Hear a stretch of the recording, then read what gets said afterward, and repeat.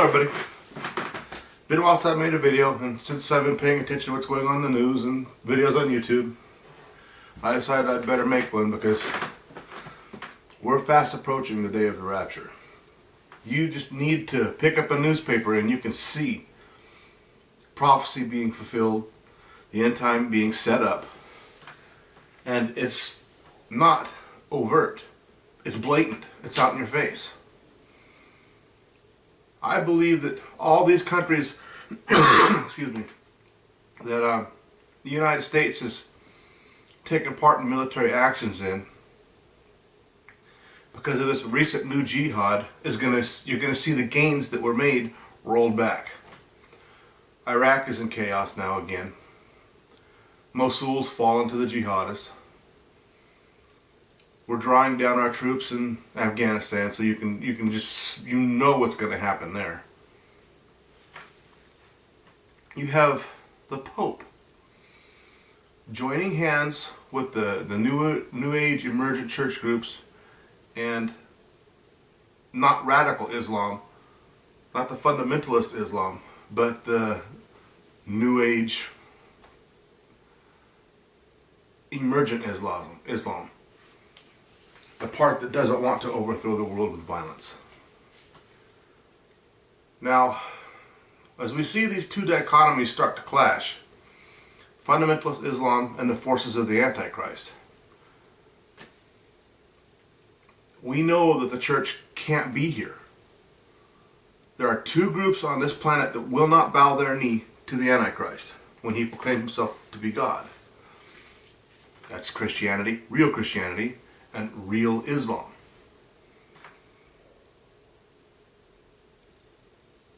The wars that are getting ready to be waged are going to be the wars that are going to introduce the Antichrist. He cannot just walk in here now because the world would reject him. But if this world is in chaos through, number one, the rapture of the church, and number two, worldwide conflagration of war, ethnic group against ethnic group, country against country, kingdom against kingdom. I don't think it'll be a long drawn out war, but through that chaos, the Antichrist will emerge. And you see the forces of the ecumenical movement, as led by the Catholic Church, setting up the Antichrist forces. Because these fundamentalist Islamic people, fundamentalist Muslims, are attacking primarily the Catholic Church. Yes, there are real Christians dying around the world, but the groups that you see being massively hit are Catholic or offshoots through schisms of Catholicism.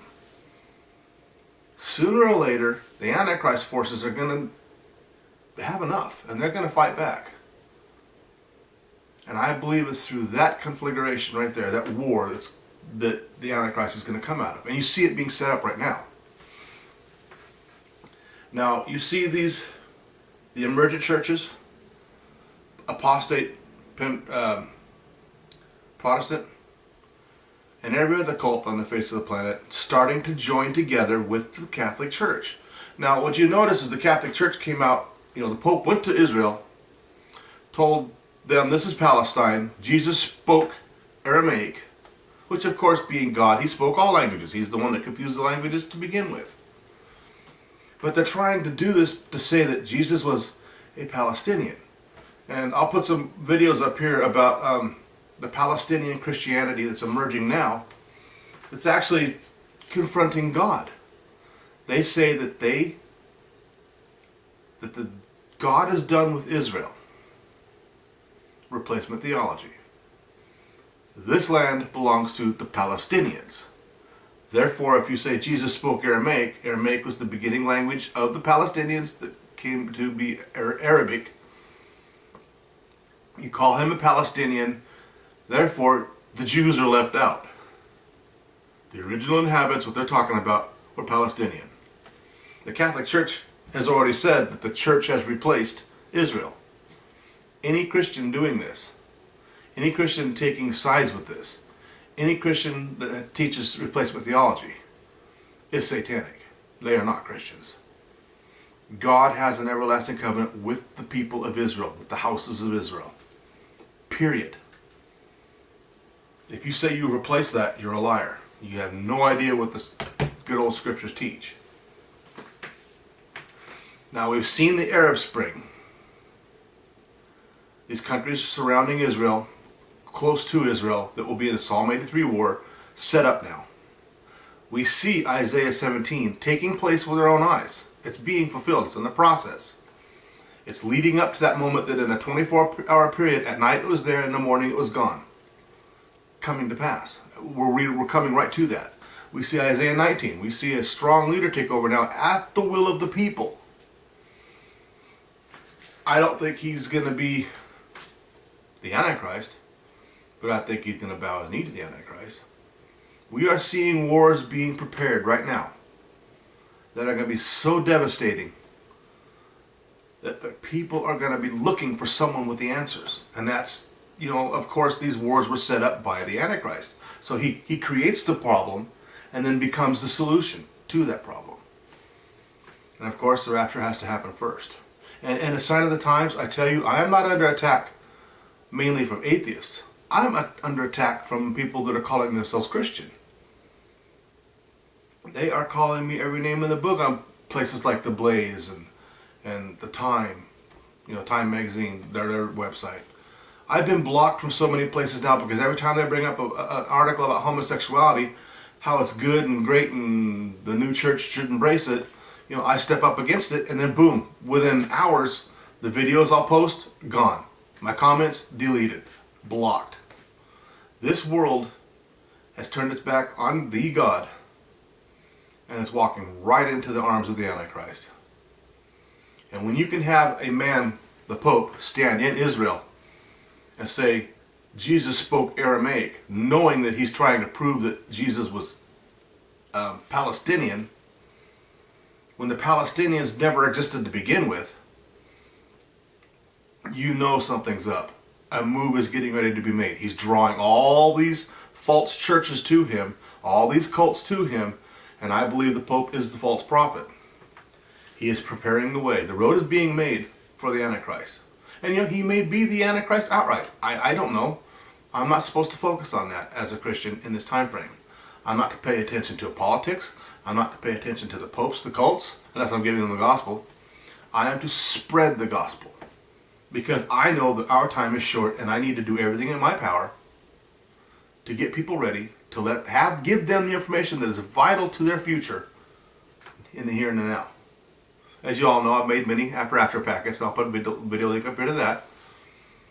Knowing that after the rapture, there are going to be people that become believers. And I'm going to leave some Bibles with key articles pointing out the facts, what's going to happen next, prophetically speaking, to these people, so they have an idea what's going to happen. And I just pray that those left behind after rapture packets do what I pray that they do. Convert people to become believers upon the Jesus Christ of these scriptures. When you have the Pope, who is a leader of 1.2 billion Catholics, joining with Methodists, Lutherans, and cults, outright cults like Mormonism and Seventh-day Adventism and all that other junk, shamanism from the Americas, Hinduism, Buddha, the whole 9 yards, joining these groups together as one force. That's the majority of the planet. And these people are speaking to Israel saying, Jesus spoke Aramaic, he was a Palestinian. You know something's wrong. You know Israel is about to be attacked because they're disassociating God, the Jesus Christ of these scriptures, from the Hebrews and turning him into something else, which is an idol. It's a fake Jesus. If you see them doing that, you know that people are getting ready to attack Israel. Oh, we are so close. And the more I respond to articles on The Blaze and wherever I'm not blocked now, the more hatred I see for the Christian that believes in exegetical studies of the scriptures in a proper hermeneutic, book by book, chapter by chapter, verse by verse, understands that 70% of this Bible was written to the Jews, for the Jews, by the Jews. So you have to understand basic Hebraic studies of the first century culture that this book came from. Jesus is a Jew. He's a Hebrew from the tribe of Judah. If you don't pay attention to what this book is saying from the Old Testament, you will miss the prophecies being fulfilled in the New Testament. It's one book. If you miss that, you end up following what's called amillennialism, which means no 1,000-year reign of Christ on the physical throne of David in Jerusalem, which you read Revelation 20, it's spelled out 6 times. 1,000 years, 1,000 years. Devil was locked up for 1,000 years. Christ on the throne, 1,000 years. And they're saying that's not going to happen. You will also practice replacement theology, saying the church, Israel screwed up so bad, God abandoned them, and now the promises that went to Israel are now going to the church. They have to actually take the word Israel in the Bible and replace it with church to even try to begin to get that teaching out there, which they've done successfully because, like I said, there's 1.2 billion Catholics, and they've got all these other emergent church groups that have come out. You see the radical forces of Islam taking over parts of the Middle East and attacking Christianity. False Christianity, Catholicism. You see it in Africa, Middle East. You see the church under attack everywhere, the real church under attack everywhere. But see, the secular world calls Catholicism Christianity when it's not. It never has been. Sooner or later, the world has to wake up. And the world is going to go to war against radical Islam. They've got their flunkies already lined up. They're following the Pope right now. Chrislam. Pope says, the God of Allah, God and God of the scriptures are the same.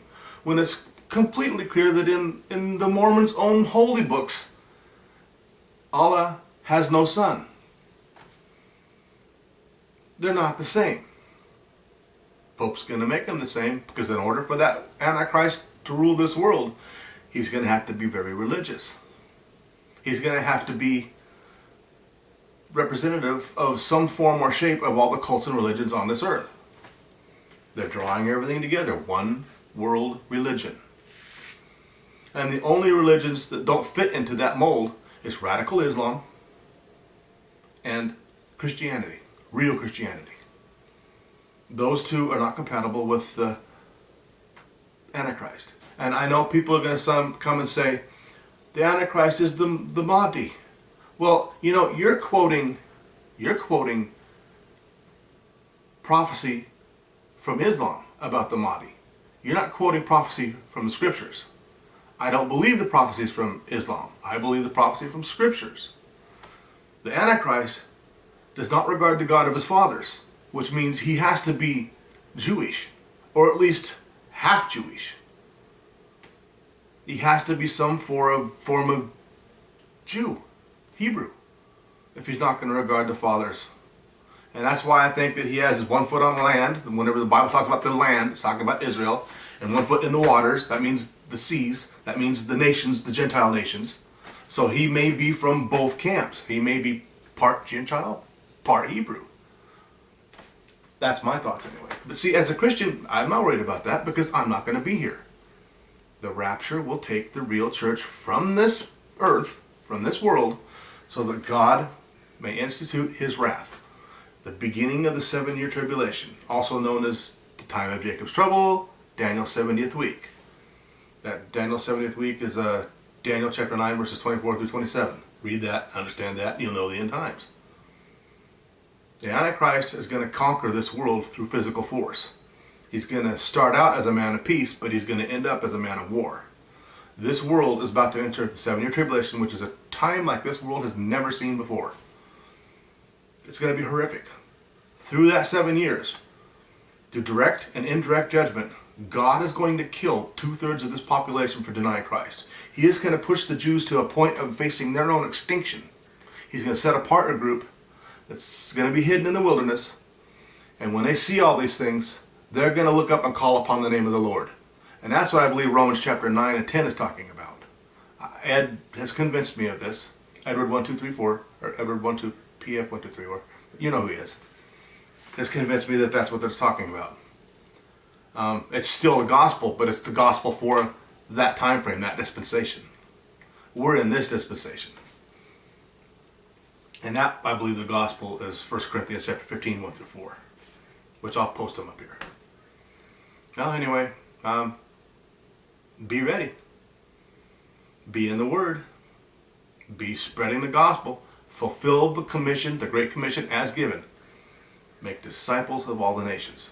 Now, we know what's going to happen. We know that 99.99% of those people that we give this to are going to reject us. They're going to hate us. They're going to call us names. But that 1/10 of 1% of people that say yes is what we're here for.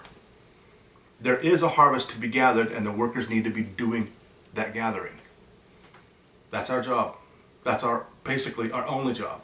Now, the body of Christ has different members. You might have a person that might make a little extra every month, and he might send that money to a person that is getting that gospel out there. But that's still no excuse. He has family and friends that he can give the gospel to. We are behind enemy lines. And until Jesus returns, that is the way it's going to be. Because when he does return, he's going to destroy. He's going to come to make war on his enemies. That's why you read about him, his vesture is dipped in blood. Well, that blood is coming from the slaughter that he is promulgating on this planet. And you can say he's an evil, mean God all you want. Fine, stand there and take it. Ignore the warning that has been given for the past 2,000 years. People say, well, this is not the generation. Well, I beg to differ. Israel became a nation again in one day, just as prophesied. It is the fig tree of Matthew 24. And the generation that saw that with these physical human eyes, the generation that saw that will be the same generation to see the second advent of Christ. Well, that generation now is 66 years old. The 70 years is the biblical generation for this time frame. 80 if you're strong of body, but 70 years. And it's not saying you will see the last person of the last generation, the very last person alive will see it. It's saying someone in that generation is going to see it. 66 years old.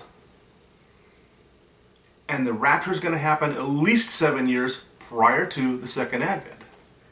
We're right there. We're seeing these things being set up.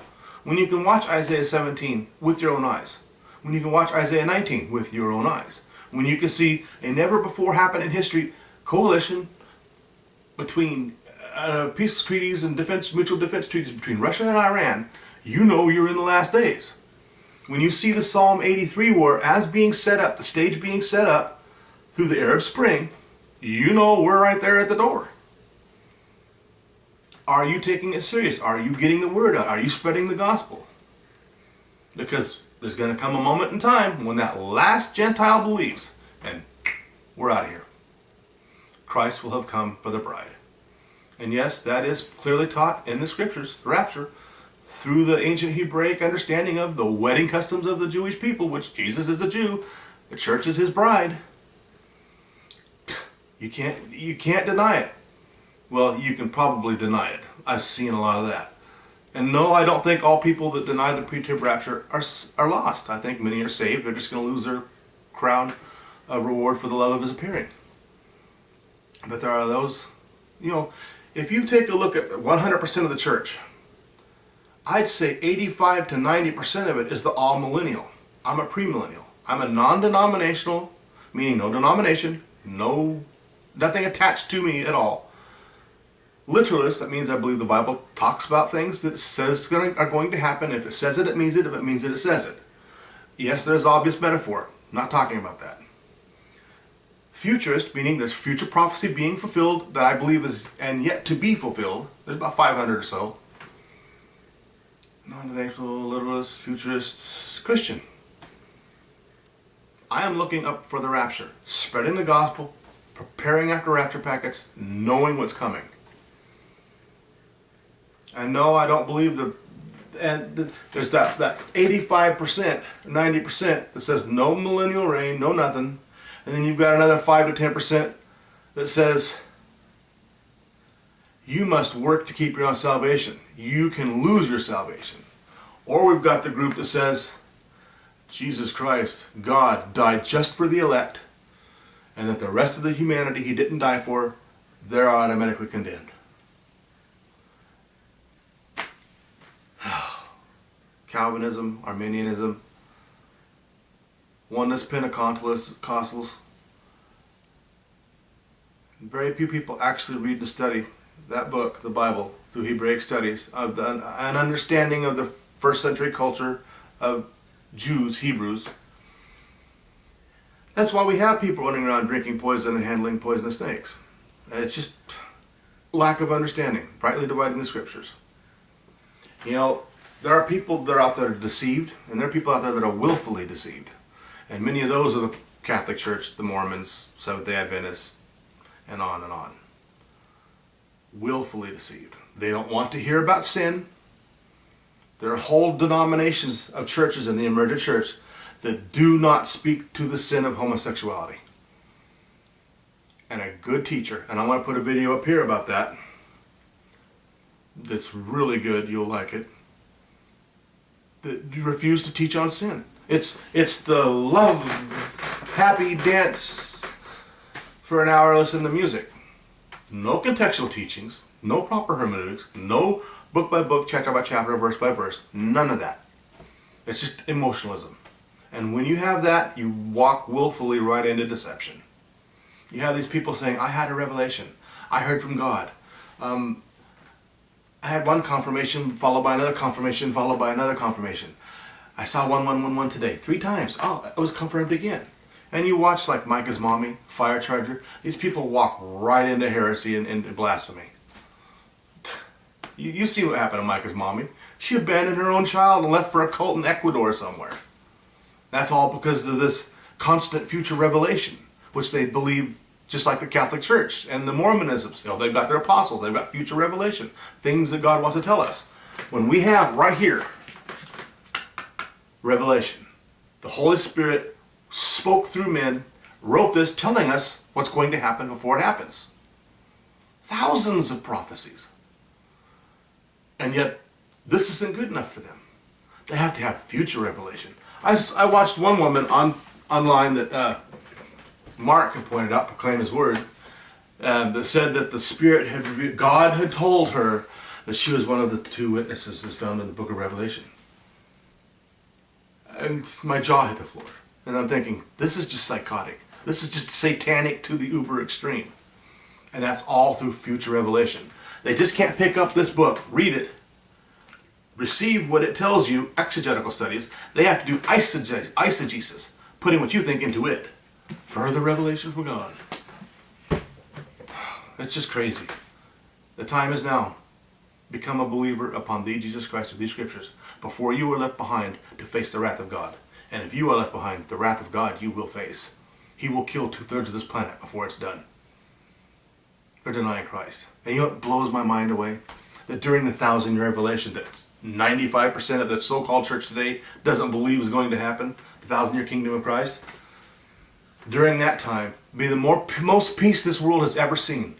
Under God, leading from Jerusalem. Israel is the preeminent nation. All nations will come to pay homage to him in Israel. At the end, Satan will be let loose. Chapter Revelation 20. Read that. And he will go, being the father of lies, will spread more lies. And the vast majority of that planet, this earth, will turn against God. Again. This time, during that dispensation, the 7th day, everybody's going to know he is God. They're going to willfully go against the God of the scriptures that created everything. They're going to willfully go against him, knowing he's God.